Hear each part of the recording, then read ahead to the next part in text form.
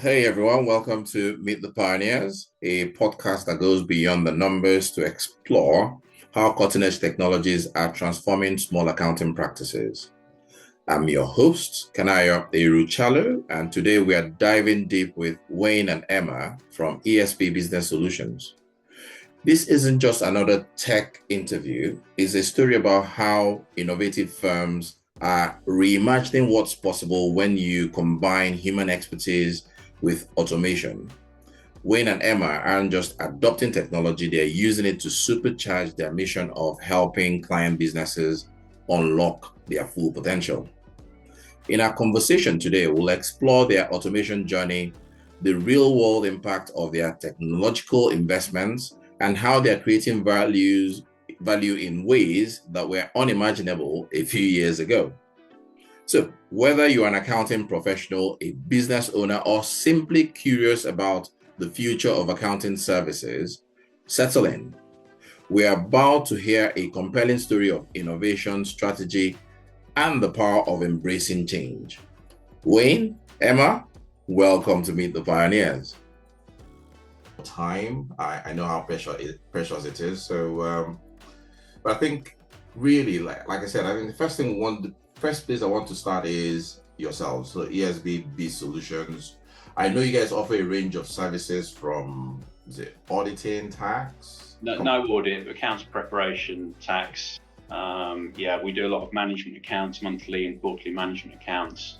And then, the range of support services, bookkeeping, payroll, VAT returns, that type of thing.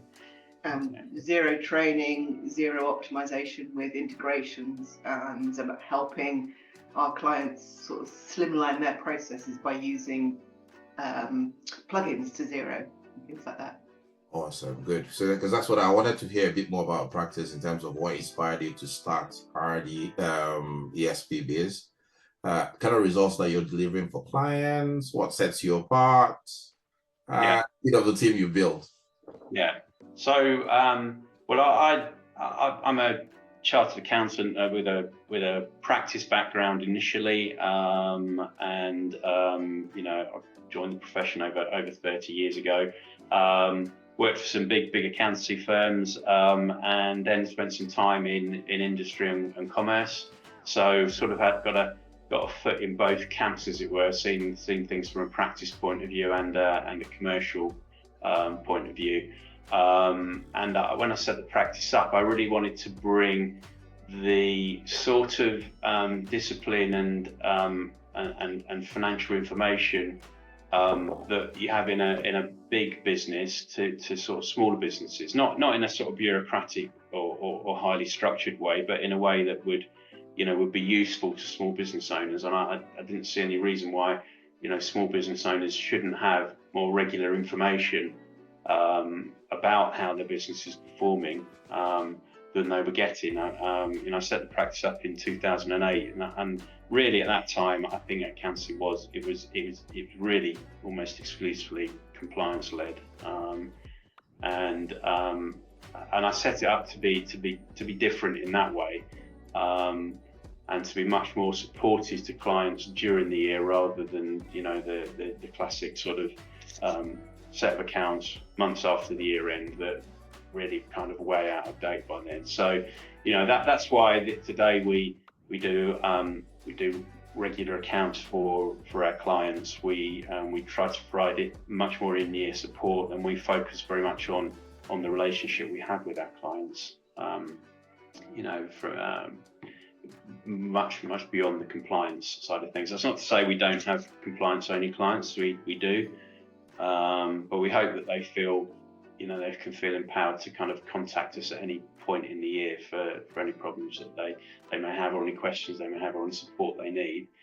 But we have a lot of clients that we will meet on a monthly or quarterly basis, and ensure that they understand how their business is performing. So I joined 10 years ago now. I think about 10 years ago. My background is marketing, business development, and internal communications in some big blue chip companies over time. so yeah, I'm fit into an accountancy practice. I do a lot of the, I suppose, not the detailed technical stuff, but more of the client facing, how to help them with their business, how to help their processes, how they can get the most out of Xero, how can they streamline what they're doing so that they get the right numbers, so they can make the right decisions. So that helps them, Wayne, in the management accounts and the so what scenarios, because it's the numbers are good. You need your basic numbers, but it's what you do with those numbers that is important, which we help people with. Yeah, I think we discovered Emma's sort of talent for helping clients with that side of things almost by accident, really. When we initially sort of embarked on using Xero, one of the sort of operational team was doing the kind of interface with clients, doing the training, setting them up on Xero, etc. And it probably wasn't working as effectively as it could have done. Once we put Emma on it, we realised actually she's really good at talking to people. We knew that anyway, but she could talk to them in a non-accountancy way, and that in a very relaxed way. And Emma also, keeps our internal bookkeeping records on Xero. As a non-accountant, she's doing that. So that sort of gives a significant level of credibility to what she's doing with clients, because we always say you don't need to be an accountant to use Xero. The good thing about it is it's so easy to use for non-accountants, and it's built for business owners, small business owners. So it really enabled us to do things in a very different way. And Emma's very, very good at putting together processes and articulating processes with clients, or helping them to articulate their process and then mapping it. And so that's been really useful on some reasonably large implementations with in a small business sense, quite large small businesses, turning over a few million, that we could set them up on Xero, like you said, integrate their support systems to it, things like Shopify, that type of thing. So that's been something that we've done a lot of in the last few years. And if an accountant's teaching me, do I need to be an accountant to do it? But if a marketeer can do it, then anybody can do it. Yeah. I like that. So if a marketer can do it, anybody can do it. Yeah, that's true. That makes sense. So do you focus on any particular sector, industry? Are you more general, broad based? It's general, really. For us, it's much more about how we will. It's much more, like I said before, about our relationship with the client, how we can work with the client and how the client wants to work with us. So we find where we can work together and cooperate together, that is the sweet spot for us. So, it's very much about the individuals rather than what sort of business they're in. Okay.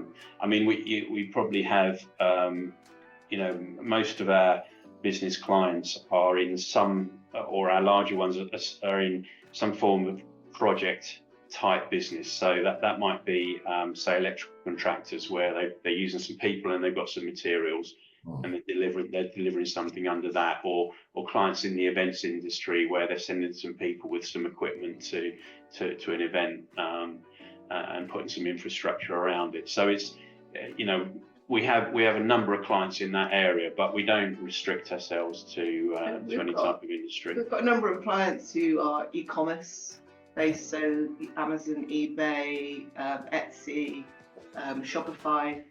So we work with those and all the integrations on how they work, and also how they integrate their management system with all their stock and everything, so it all talks to each other, and we get the right information on a daily or even a live basis, so everything's up to date. Yeah. I think what we've found over the years is it's so important to have a client who will work with us, sort of help us to help them. Where in the past we've had clients who don't give us the right information at the right time, are constantly late. That's caused huge headaches in the business, and lots of delays in getting work done. And we've tried to work ourselves away from that. We've tried to work with clients to explain to them, what is the best way of working together, how it can work well for both of us as a team. And we've had to exit ourselves from clients who, haven't been willing or able to work in that way. There's still a lot of work to be done in that, in that direction. I'm not saying it's anywhere near perfect, but we've kind of got more of a mindset now that we want, that we work together with our client, and we want clients who work with us so that we can help them. Yeah. And we've helped some, I suppose, very old established clients who are run by the older generation, but we've helped them embrace technology. They were very scared of it and very reluctant to use it, but now they used to hand us their books in a paper bag each quarter for the VAT returns, but now they've embraced the technology and they love it. No more of those receipts that they get from all the drivers, and they just take photos. It's all online. They don't need to give us their paperwork, and we don't have to collect it. So we have helped them sort of open their eyes to what technology can do for their life and their work-life balance, as well as help the whole process of us getting the right information. It has made them realise there is more to life than keeping bits of paper. Absolutely, I like this. There's more to life definitely than paper, and so essentially helping them on that, almost like a transformational journey, adopting technology and going digital. So, sounds good. Yeah, I mean, we couldn't do without it now. I mean, when we're talking about this stuff, this is all kind of, it's pretty basic stuff to us now, or that it's been around for years, and I understand that not all accountants use it, but but the accountants that we know do. It's I suppose we've been trying to automate and take time out of the process as much as we possibly can for I don't know what it is, 8 to 10 years now. And it's not just time out of the process, it's helping to increase the accuracy of the process. The accuracy and putting these things in place. Eliminate the scope for errors and that type of thing. So and reduce the manual input really. So I mean, when we came across you and what you do, it was kind of a natural next step really to what we do already sort of put in place. The aim is that you the processes you put in place so that you have more time on the added value, so you're getting the right numbers for your business in the right time, so that you can understand how to use those numbers for the next step or the decisions and that sort of thing, rather than being snowed under with bits of paper. You're now looking at numbers and saying, right, what can I do? How can I grow my business? I've got this money, or I need this cash flow. How do I manage that? So that is, a lot of what the streamlining is about. I say the bot works perfectly into that strategy. I was going to say, so what were some of the challenges on that point? What were some of the challenges, that you were experiencing before you decided to, come to us to try the bookkeeping robot in your practice? Yeah, I guess you're always looking at, well, where are the ways to kind of make better use of our capacity, or increase the capacity really. This is a sort of way to say, actually, we can do more here. We can do more here without needing to add extra people hours into the business ultimately. I think transaction processing is always one of those things that is it can be time consuming. It can eat up a lot of time at that processing operational level. It's also something that's quite open to mistakes. Yeah. So you can get human error, or zero, things go green, or suppliers coming through from, we use Dext, we use the bot on Dext, they might be put to the wrong category or anything like that. By putting the rules in on the suppliers you can, or on the transactions you can, it's going to go to the right place. So it does save the time on us having to go and fix things. Yeah. While Xero is very forgiving, I'd rather not go and do the fixing. So if we can make sure that we know the basic transactions are going in the right place, that takes that worry out and that actual checking process out. Yeah, I think for me it was initially, all right, this is an interesting idea. If we can make that work, then we focused on the bank reconciliation side of things initially. But if we can make this work, then that makes our the bookkeeping service much more scalable. That was my first thought, and then it was actually, if we can automate anything which is driven, which can be described in steps and is driven by clicks of a mouse and strokes of a keyboard, then that gives us the chance to take out quite a whole range of tasks that are being done and are relatively routine, you could say dull, but need to be done and are important and need to be done accurately. It opens up a whole range of possibilities that then enables our team to focus on other things, focus more on clients, talking to clients, for example, that type of thing. So that was really where I went with it. It wasn't, I didn't really do it in response to a particular challenge or anything that I saw. It was more, right, there's a possibility, what can we do with it?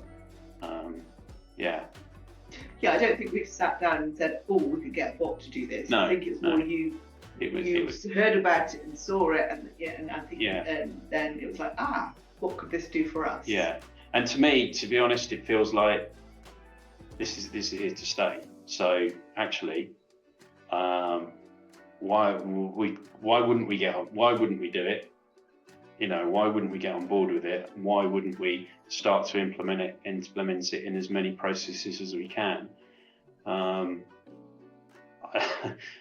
may be wrong, but I don't see it going away. I just see it as something that will grow. I mean, we know, accountancy is always talked about as one of the professions that is kind of most under threat from AI, whatever that means. But you can either treat it as a threat or you can treat it as an opportunity to take out some routine, mundane tasks and to focus on more interesting and more value-added tasks. I think that's the way I'm trying to look at it. I think you're probably right. I think it's disruptive as technology goes. There's always a disruption that will come on the back of that. But I think your mindset is exactly right. It's about how can you leverage the opportunity. Yeah. Right?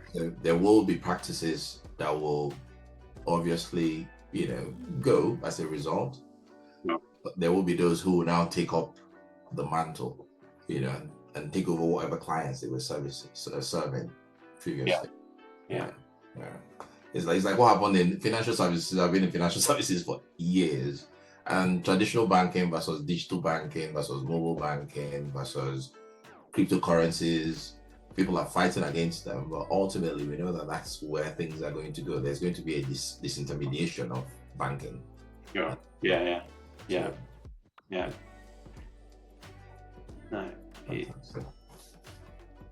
Yeah. And so now that you've had some time with, the robot in your practice, it'd be good to understand some of the maybe time impacts. Has there been any improvement? How long did it take to do some of the bank reconciliation or transaction publishing or all those manual work that the bot's doing now? And how does that compare with having the bot in place? Maybe one for you, Emma. I think it's difficult to put an exact time saved on it, because I think when you're in the reconciliation, you're just doing it. So I can tell you that on as a certain times of the month, like when you're doing all the wages and everything, we've got some clients who pay 30 people, so they just go now, they're not even there. So you are then doing the ones that need more human interaction. So it's difficult to put. All I know is that they're not there anymore, and it's removed some of the clutter from the banking. That just and now we just go in and it's not there, so you don't even think about it, and you go into Dex, and most of it's been pushed through already for you by the robots, so you don't need to worry. So it's just become a part of what happens. And we just now think, right, okay, we don't need to do that now. We call our robot Oliver. So we just say Oliver's done that. So that's what's Oliver doing today, and how's Oliver getting? So he is, we might be a bit strange, he's just a team member that we refer to. So Oliver's done that. And what else can we get Oliver to do? So we have gained from it, but I couldn't tell you exactly what thing. From a other point of view, is you have to put some time in at the beginning to get it to work for you, and that was a learning that we've gone through. So Xero pre-fills quite a lot of transactions that happen on a regular basis. The robot doesn't see those, so you have to put a rule in.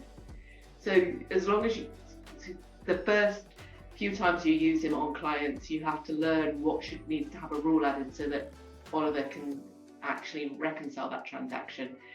So you do need to look each time at what the report says he's done and he hasn't done, and then go through and say, right, he could have done these, so we'll just put a rule in, and then so it's improving, and he's doing more all the time as we learn on how to set things up so that he can do it. So it's still an ongoing process with us, and as we get more clients, we put them on. Again, you have to go through that initial learning stage to see what can you put rules on, and then he's off and away. So as you add clients to Oliver's list, you go through that learning stage of what you need to do. And again, let's say we use Dex, the supplier rules that you can put in place so that it pre-fills and then he can push it through. So it's a continual learning, and which is a good thing, because we're looking at continually at how we can streamline what we're doing, or whether do we need to do something slightly different beforehand so that Oliver can process it. And that's helping us just to look at our other processes to say, actually, we could improve that, and then Oliver can do it. So yeah, I think that's a really good point. One area where I expected it to fall down initially was on our own processes, that our processes wouldn't be strong enough to set the rules in place. And I think it's helped us to strengthen those processes, hasn't it? Make them clearer, to set the rules like Emma said. And so that's kind of, yeah, it's difficult to sort of set a figure to it in terms of hours saved, but I think it's for me it's kind of forcing us down a route where we have to improve what we do and make sure that the information that is received and goes into the systems is consistent and matches up to a standard that can be easily processed. And that, I think that's about a sort of long-term improvement in the business practices. I think what we can say also is, we've been able to take on work for existing clients that we weren't doing before, or for new clients, without putting, we were pretty much up to capacity, weren't we? We always seem to be up to capacity. So we've been able to do that without putting extra people in or buying extra hours from our outsourcers. So that all of that has really, really helped. significantly. And I see that's when I talk about scalability. I see this to be well set up for the future, to be able to integrate more work in that we're not doing at the moment in that way. That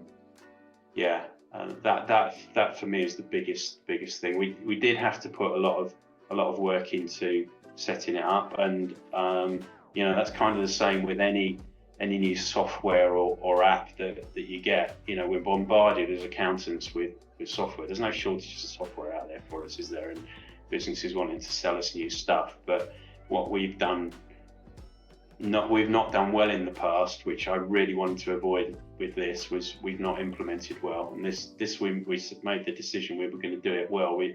Even if that meant slow down in how we use it to get it right, that's the direction we took, was let's do it properly. And we have done that, and that would be my advice to anybody looking at this: is take your time to get it right. Don't do a half-baked job. I would say maybe put it on a few clients to start with, so that you learn from them and say, right, actually, these are the things. It's like the rules. These are the things we need to do in order to make it work, and it's having a pragmatic approach. So we have been very insistent that every transaction should have a receipt pushed through so that you can match it off. The same, right, actually, if you've got things like Zoom or various softwares like Adobe and things, there's no VAT on them. Do you need a receipt every single time? If we know what it is, can we just put a rule in place? It will go through. We know we've got some receipts. We know what they are. We can go onto Zoom and get them if you really want to. So if we put rules in place, they'll just disappear. The robot can manage those. So we sort of take an internal look and say, actually, do we need to have a receipt for everything? Because we need receipts for this VAT, granted, but do we need receipt for everything? So it has helped us, I suppose, be more pragmatic about our approach to things, and how do we streamline stuff like that. It's interesting you say that, because and that's part of the feedback we get all the time as unintended consequences of doing this. Is suddenly you're forced to look at your processes and how you could streamline it to make it work. Yeah. Interesting. Now, I think while we're on that, I know implementing new technology can sometimes come with its own hurdles. So did you encounter any resistance or challenges during the rollout of the automation, the robot? No challenges or resistance. There has been, and which is a good part of what you should do when you're in it, is we review some of the transactions that the robot does to make sure that they're doing right, and there's feedback saying it's not done that quite right, and that tends to be more down to the rule that's been put in place because it's too generic than the robot making a mistake.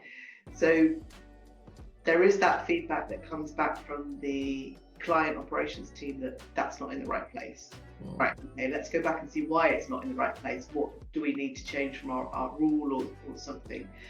So there's been no resistance. There's feedback that it's not done it as we were hoping to do it, but that's more down to what we've done rather than it's what we've told the robot to do rather than the robot itself. But no, I think from the bookkeeping team, it's a case of, that's fine, I don't need to do those anymore. And yeah, so there's been no resistance on that, but I think as we look at broadening it to other things, we will need to maybe overcome some resistance on those areas, but we haven't had any up to now. Yes. Sorry. I think what was I going to say? I think that bit about, it hasn't all been completely smooth. The mistakes have been made, but we had in place, the reviews to catch that. We expected that, and we put in place some measures so we could capture where things weren't going, how we wanted them to go, and we could change it. So that was a really important part of what we've done and still doing, really. And I think it was important that the team understood that would happen, I mean, that happens when you have a person doing it as well, right? So, you know, the thing about the robot is, once you get it working, it's consistent. It follows the rule every single time.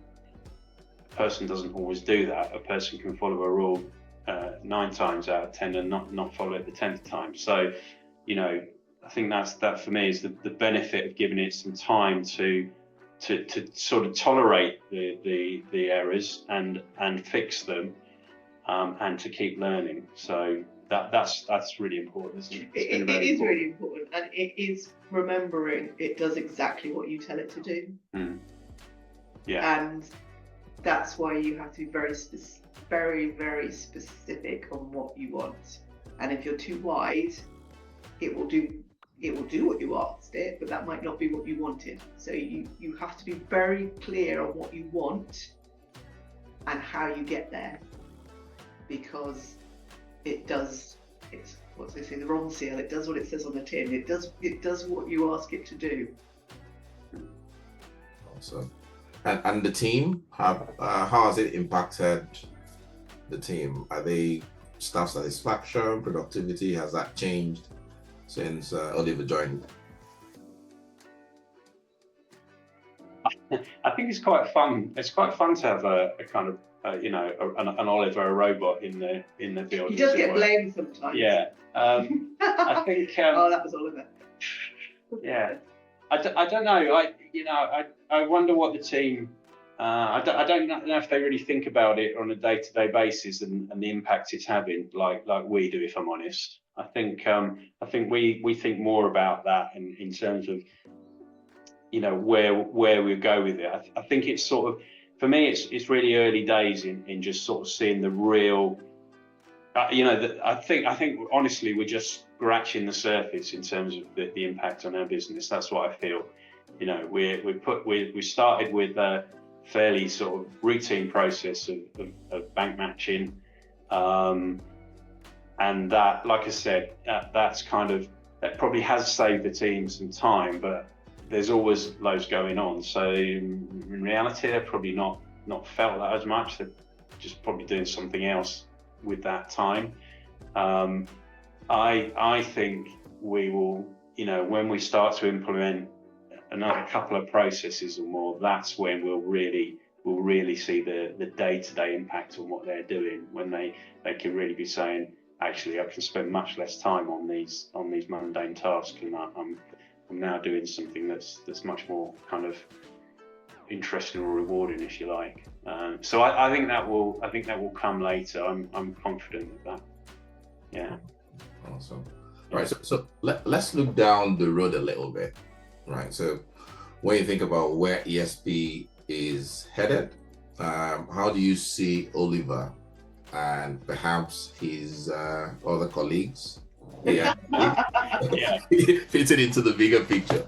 Well, I'm sort of, we're kind of, we're looking forward to working with you on identifying those sort of things. Yeah. But, you know, when I think about the sort of routine tasks that we do, there's some filing of emails that we have to do. So all our payroll is outsourced, and we receive our payroll reports as PDFs attached to emails. So, you know, I'll be looking at, and somebody has to go and file those away in a client's folder somewhere and do something with them. So that seems to me like the sort of thing that we could, you know, that would, when you talk about the impacts on the team, I think that's the sort of thing that would have quite a significant impact on the team, actually, because it's a pretty mundane task. So be looking at, you know, how we can automate something like that. You know, there's things like sending out draft tax returns, draft accounts, receiving them back, sending them out for signature. Just looking at interested in how we can automate those sort of processes that tend to give the big thumbs up there. That's great.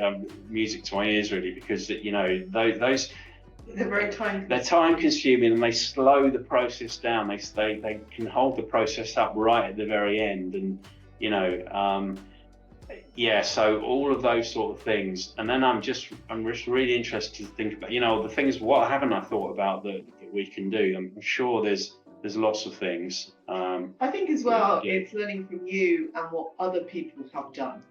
Yeah. Or how other people have looked at it and used it. And it might not be that we can do exactly what they're doing, but that might spark something to say, what about if we did X or Y or something? So I think that part of the benefit is getting some feedback on how others are using it and what ideas are out there.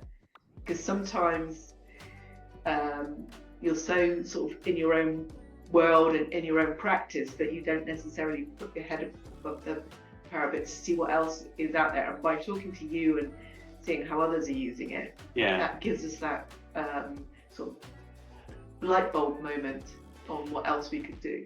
I'm interested to see how we can use it in communication with clients. And I want to do that such that, not that we talk to our clients less, but that we can actually spend more time talking to them rather than doing tasks. So, there's a lot of time that goes into reminders and chasing information.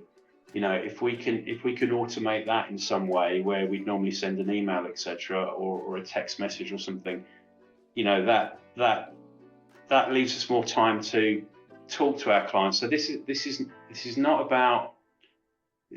For me, this is actually about finding a way that we can talk to our clients more by automating routine tasks. Just talking to them about the things that matter. Rather than chasing for information. So having a quality conversation with them rather than that sort of slightly annoying conversation that's, can you send us that piece of information, please? So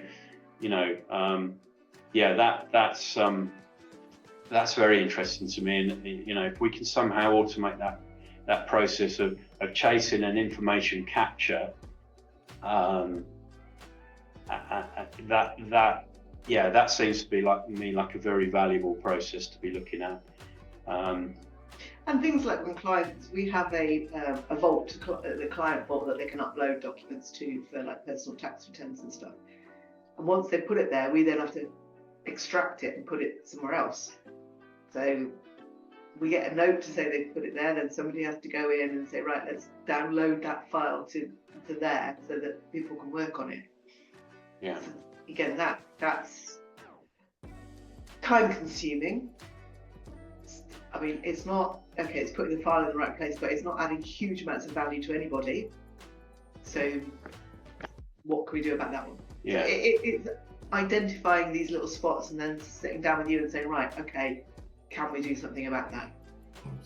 Yeah. And another thing I'd like to look at is if we can automate payroll journals in some way. So some of our clients do their own payroll and they use Xero payroll, and that's all not, that posts your journal. But our payroll bureau uses Sage Payroll.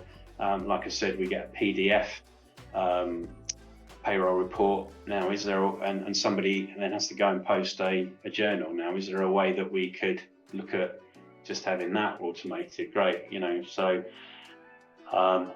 there's lots of things. There's lots of things I think we can do. I think our challenge is we will identify them and want to do them all at once. Yeah, once we've talked about them now, I want them done, yesterday, really. So we need to remember the approach that worked with the robot to start with, which is taking a little bit, trying it, getting it to work, and then rolling it out, rather than trying to do everything all at the first time. So Emma's saying that for my benefit. So I had a feeling. I think that was for you, but you're exactly on point. I think you're thinking in the right direction. So as with all things, it's where all things transformation is like you have to treat it like a program of work. So identify the things that need to happen, plan the work, prioritize them, then plan it, and then execute, deliver, and so on. So I think the starting point will be in the identification, and not just identifying and writing it down. Yeah. This is one thing from conversation, but if you don't have like an ideas board where, what could we automate, and then create something that people can just chop things into. Yeah. You've got a nice wall there that we could put something on for you to write all these things on. Mm-hmm. Absolutely. And then because we were talking about having those success calls every month, now be an opportunity for us to say, okay, so what have you got on the board? So we've got these 5 things that we thought about. Okay, so of these 5 things, which one is the number 1? All right, so which one's number 2, number 3, number 4, number 5? Okay, so on that basis, should we start with number 1? And then how long is it going to take us to put it in place? And then the next month and the next one. So it's a journey rather than something that needs to happen all at once. Yeah. And I think from that, it would be great, your input on that one is a relatively easy fix. That one would be really complicated. So we'll have our priority list, but we'll have this is the list of how we could actually do it and make it work list. Absolutely. Nice one. So, okay. So we understand where you're heading with this. Definitely looks like something that's been of value to the practice. So have you had any unexpected wins so far? I know you mentioned the fact that suddenly you can identify processes and how you can streamline. Is there anything that you're like, oh, okay, that's interesting? I think one of the things that I suppose it's not, but is the fact that we do it and clients do it. The name that they have of suppliers in their bank and in Xero is not the same. And it can be 3 or 4 different ways. And we do have a best practice of a naming convention on Xero, but then hadn't actually applied that to other things. And clients, we have a naming convention for clients, but they don't always use it. Yeah. But it's now that, the importance of that is coming out. It was always important when different softwares talk to each other that you have to have the same name. But even now it's like, right, actually, if we did that, the robot could do so much more. Yeah, that's a good point, actually. That consistency of how you operate your process, how you can make it really flow by having everything matching right the way through. That's something I hadn't really thought about before, but that makes things so much easier, doesn't it? If you can kind of limit the clients seem to like opening multiple accounts in Xero for the same supplier, just with a slightly different name, it's a dot somewhere that, or capitalization or whatever it might be. Yeah. So, just the, if that best practice would be just to have everything consistent right through the process, wouldn't it? And that's something I hadn't really thought about in any detail before. So, that can apply to so many things, whether there's a robot involved or not. That can apply to so many things. I suppose I had thought about it from a software to software point of view, because we have clients that use project management software, and when that comes through, it can come through in different ways, and we'll get 2 different clients. I hadn't really put it together on how you set it up in the bank,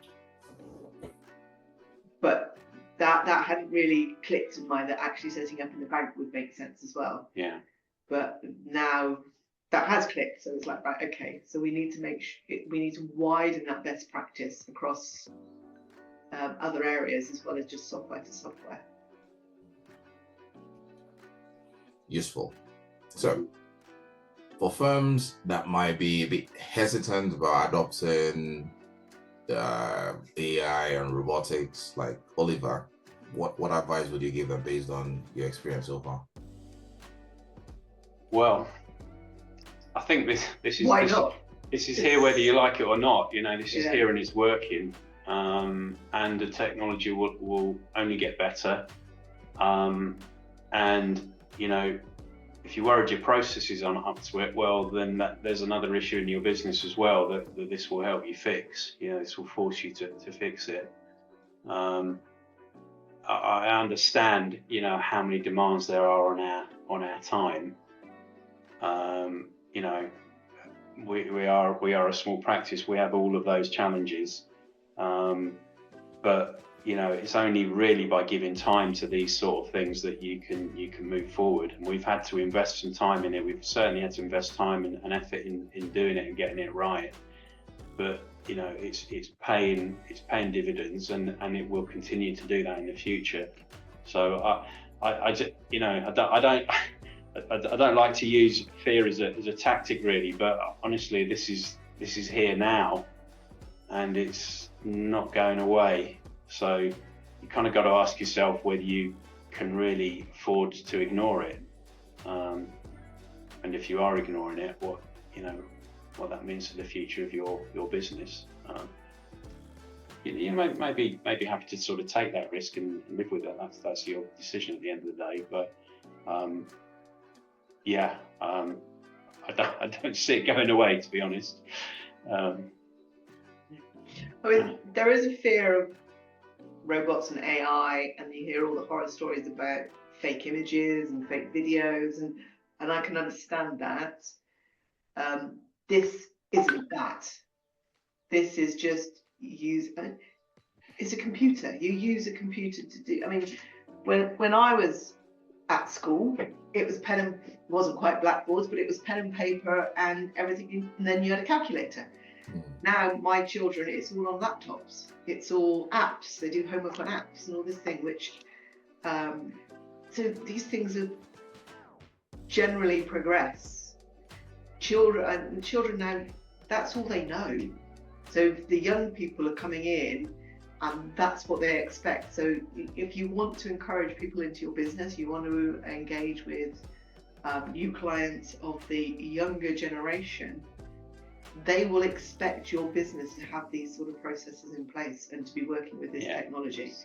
So again, I think it's future-proofing your practice by embracing this and just understanding how it can help you. Again, it's a continual learning curve. Yeah. It won't replace people, and our business is all about the people, and that's our point of difference, is the service and the added value and the interaction and the advice that we give our clients. And by embracing this technology, it gives us more time to do that, more time to add value, more time to give us a point of difference from other accountancies services. So yeah, it's a win-win as far as I can, from our point of view, and from other accountants, I can't see how it's detrimental to your business and why you wouldn't even just try it.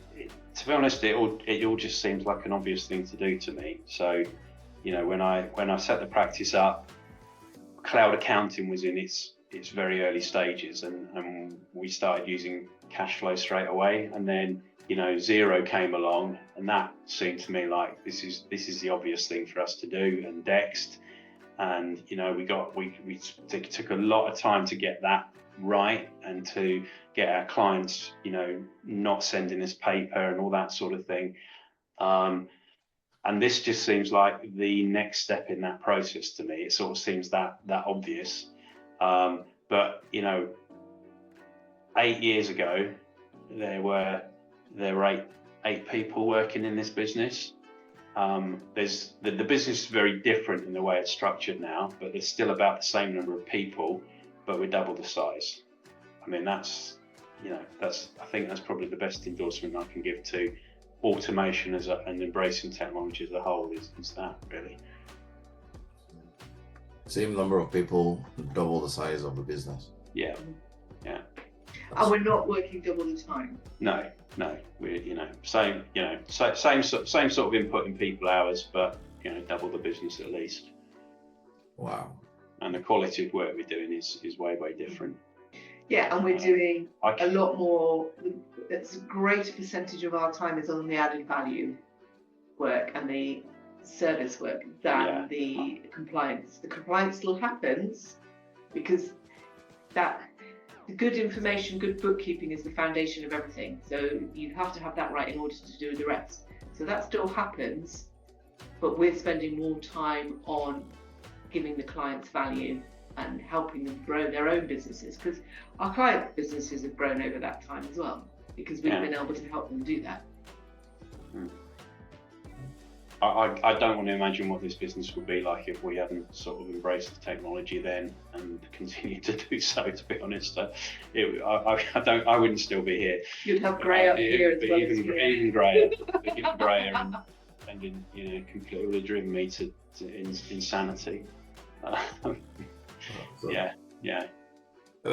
Stories like that warm my heart. I mean, that's the reason why we do what we do with technology, is to make people's lives better. Yeah. So just hearing that for me is very helpful for me. I mean, just my role in the business is different now. It's different now in the way that, I get to spend more time with clients. I'm not so hands-on in terms of, I don't do accounts preparation, or if I do, it's very exceptional because I choose to do it. The team can do most of that, and limit my time to reviewing and seeing clients, seeing prospects, that sort of thing, or looking at ways to improve the business. And like I said, it's not perfect. I'm not going to sit here and say it is. There's still loads we want to work on, but it's so much better than it would have been if we'd not looked at things like this, and a whole range of things. And it's very much for me about really marginal improvements now. So some of the things we talked about, particularly in that kind of making sure there's a naming consistency right through the process, that may seem quite small, but actually what we've just found over the last 4 or 5 years is these small improvements add up to a huge amount. When you look back over a year or 2 years, you look at a business, it's completely different because of these small things you've done. It's not about big stuff anymore. It's about all these small marginal improvements. Yeah, absolutely. I don't know if you've heard of CANI as a term. So CANI, CANI. Okay, yeah. Continuous and never-ending improvement. Yeah. Oh yeah. Yeah. So it's the little things. Just find little opportunities to make changes, improving the way the process works. Yeah. Which will add on to how the technology helps you to automate pieces of work, and then suddenly you've changed everything. Yeah, and it's actually quite difficult to recognize where you're doing that sometimes, but it kind of, but I think it has just become part of the way we do things now. It has, but I would recommend from people that always look forward, but look back to recognize the progress you've made, because sometimes we can get, we haven't done this, we haven't done that, we want to do this. But actually, when you look back, you think, oh my gosh, look at all the stuff we have done.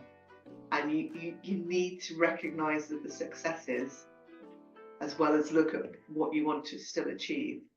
Because sometimes I think if you have such a long list of things you want to do, you get overwhelmed with that and you forget all the great stuff that you have done. That whole thing about gratitude and celebrations. Yeah, absolutely. Yeah. That's it. All right, so our time is fast spent. I have one more question for you guys. So you know how hindsight is always 2020. I'm curious if you could wave a magic wand and go back to when you first deployed Oliver, or when Oliver joined the team. What advice would you give your past self? Something to say there? I think one of my key learnings was rules in Xero. We'd relied on the auto pre-fill that it had done, and we hadn't set up rules. And it was understanding the benefit that rules would have with the robot that I hadn't realised. And if you can look at some of your clients before you put the robot on, that will happen straight away. I mean, we learned as the robot was doing or not doing things that we thought he could do.